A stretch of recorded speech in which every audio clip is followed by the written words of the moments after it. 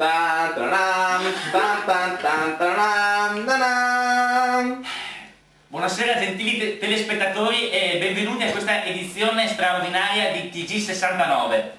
È bianca, la fumata è bianca.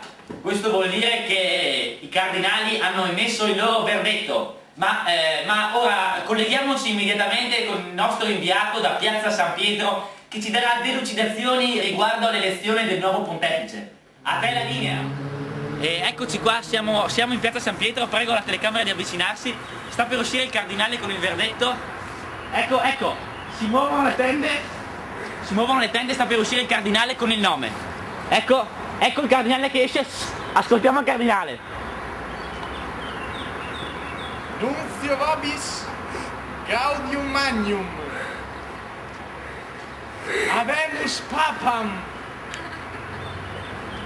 Eminentissimum ac Reverendissimum Dominum Scamon Domenico qui sivi imposuit nomen Fussam Primum. Eccoci tornati insieme in studio. Avete sentito l'annuncio del cardinale annunciatore, è stato eletto il Papa.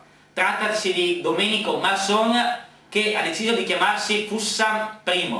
Allora noi ci congratuliamo con il nostro nuovo pontefice e per informare i nostri telespettatori a proposito della loro futura, anzi attuale guida spirituale, proietteremo una presentazione fatta da un nostro collaboratore e che vi informerà a proposito della vita di quello che sarà, quello che sembra essere il nostro nuovo pontefice.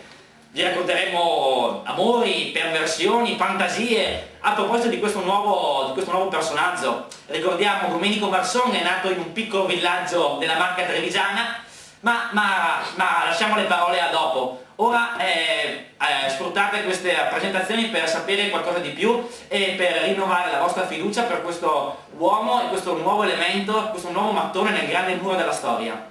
Arrivederci.